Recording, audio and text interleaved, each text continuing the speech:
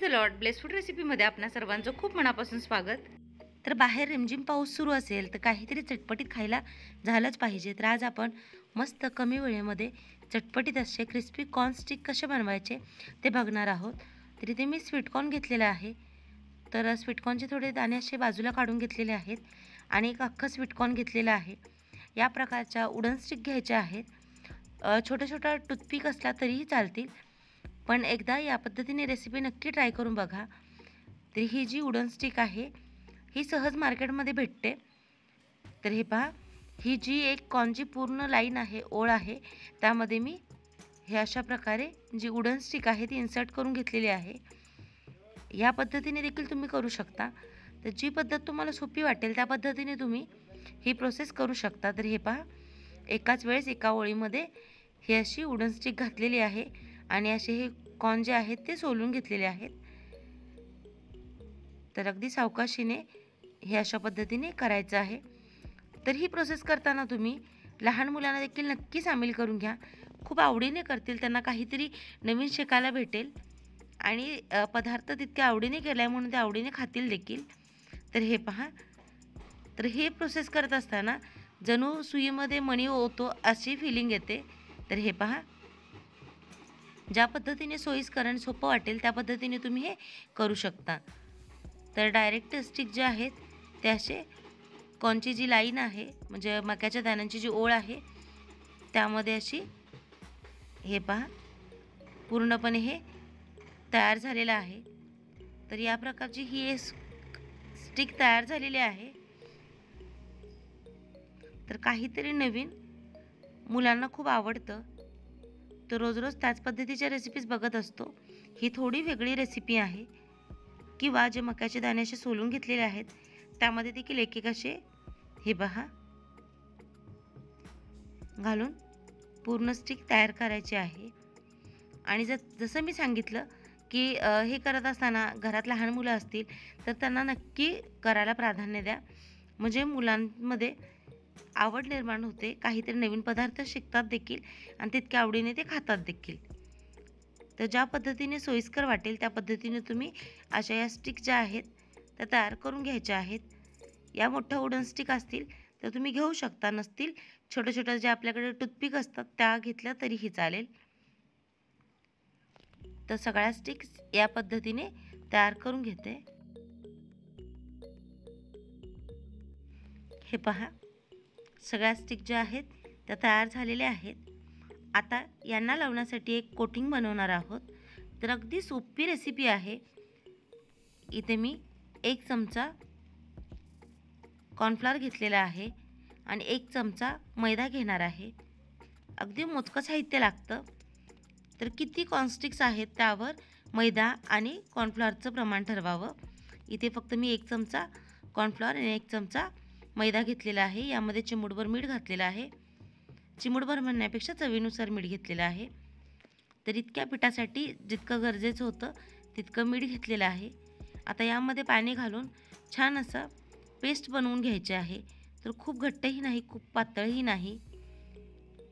जे मक्याचे स्टिक्स आहेत म्हणजे स्वीटकॉर्नच्या स्टिक्स आहेत त्यांनाही लागलं जाईल अशी छान पातळसर पेस्ट करून घ्यायची आहे. तर हे पहा, दाखवते त्या पद्धतीने अशी छान पातळसर एक पेस्ट तयार करून घ्यायची आहे. या कन्सिस्टन्सीची पेस्ट तयार झालेली आहे. जे कॉर्नस्टिक्स करून घेतलेले आहेत त्यावर ही पेस्ट लावायची आहे. तर खूप जास्त प्रमाणात पेस्ट नाही आहे, फक्त हलकेसं यांना यामध्ये घोळवून घ्यायचं आहे. त्यामुळे ते कमी प्रमाणात ही पेस्ट केलेली आहे, म्हणजे स्लरी केलेली आहे. तर जितक्या प्रमाणात कॉर्नफ्लॉवर तितक्याच प्रमाणात मैदा घ्यायचा आहे. तर सगळी जी पेस्ट आहे ही छान या स्टिक्सना लावून घ्यायची आहे, घोळवून घ्यायची आहे. तर हे पहा, दाखवते त्या पद्धतीने छान हे घोळवून घ्यायचं आहे. तर इथे जे स्वीटकॉर्न आहेत ते आपण उकडून वगैरे घेतलेले नाही आहेत, म्हणजे बॉईल करून घेतलेले नाही आहेत, कच्चेच आहेत. त्यामुळे तो एक वेळ वाचतो. जर तुमच्याकडे बॉईल्ड स्वीटकॉर्न असतील म्हणजे उकडलेले स्वीटकॉर्न असतील ते घेतले तरीही चालतील. यावर थोडंसं कॉर्नफ्लॉवर असं सुकं भुरभुरायचं आहे आणि पुन्हा हे घोळवून घ्यायचं आहे. यामुळे यांना गरजेइतपतच ही छान पेस्ट लागली जाते. तर सगळी जी पेस्ट आहे ती छान याला कोट करून घ्यायची आहे.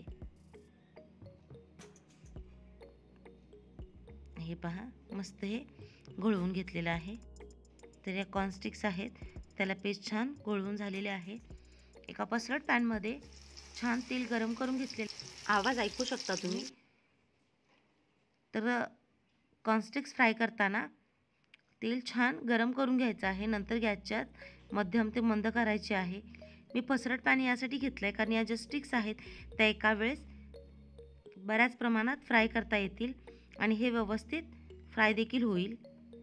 जर आपण खोलगट कढई वगैरे घेतली तर या स्टिक ज्या आहेत त्या त्यामध्ये बसणार नाहीत आणि जे कॉर्न आहेत ते छान असे फ्राय होणार नाहीत. तर मी जसं सांगितलं तुम्ही छोट्या छोट्या टूथपिक वापरल्या तरीही चालेल किंवा एका स्टिकची 2 भाग करून घेतले तरीही चालेल. तर तुम्ही जी आपली छोटी कढई असते जी खोलगट असते त्यामध्ये फ्राय केलं तरीही चालेल. पण इथे पहा, पसरट पॅन घेतल्यामुळे तेल देखील कमी प्रमाणात घेतलं तरीही चालतं आणि एका वेळेस जवळपास 8 ते 10 ज्या कॉर्नस्टिक्स आहेत त्या अगदी व्यवस्थित छान फ्राय होऊन येतात. तर आपण इथे जे स्वीटकॉर्न आहे ते बॉईल करून घेतलेले नाही आहेत. ही रेसिपी एकदा नक्की ट्राय करून बघा, मस्त होते. तर दोन्ही बाजूनी छान अशी सोनेरी रंगापर्यंत हे तळून घ्यायचे आहेत. हे पहा, एका बाजूने तरी रंग बदललेला आहे. आता बाजू पलटी करून दुसऱ्या बाजूने देखील 1 मिनिटभर हे तळून घ्यायचं आहे. तर फार फास्ट रेसिपी बनते ही, अजिबात जास्त वेळ लागत नाही. तर मस्त सोनेरी रंगावर म्हणजेच गोल्डन रंग येईपर्यंत छान हे फ्राय करून घ्यायचे आहेत.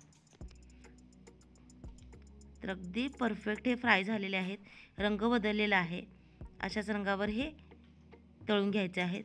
अगदी टायमिंग सांगायला गेलं तर 2 मिनिटामध्ये सगळ्या बाजूने हे कॉर्नस्टिक्स छान फ्राय होऊन निघतात आणि अजिबात यामध्ये तेल राहत नाही. एक्स्ट्राचं जे तेल आहे ते असं गाळून काढायचं.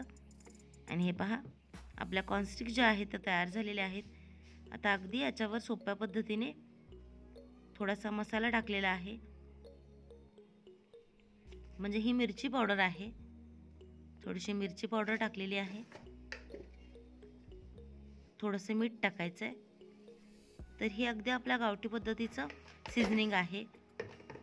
यामुळे छान अशी चव येते. तुम्ही याऐवजी थोडी मॅगी मसाला टाकला तरीही चालेल, पेरी पेरी मसाला टाकला तरीही चालेल किंवा चाट मसाला टाकला तरीही चालेल. तुम्ही तुमच्या आवडीनुसार मस्त चटपटी त्याला टेस्ट देऊ शकता. मी अगदी साध्या सोप्या पद्धतीने येते, फक्त मीठ मसाला भुरभुरलेला आहे याच्यावर आणि अशा पद्धतीने मस्त क्रिस्पी कॉर्नस्टिक्स तयार झालेले आहेत. तर असं छान हे गार्निश केलेलं आहे जेणेकरून दिसायलाही छान दिसतं. तर बाहेर जाऊन आपण रेस्टॉरंटमध्ये महागड्या रेसिपीज खात असतो, तर घरच्या घरी अशा पद्धतीने नक्की ट्राय करून बघा. आवाजावरून तुमच्या लक्षात आलं असणार, मस्त कुरकुरीत झालेले आहेत आणि इतके छान बनतात की अगदी 5 मिनिटाच्या आत सगळे हे मुलं संपवणार. आशा ह्याची रेसिपी तुम्हाला आवडली असेल. आवडल्यास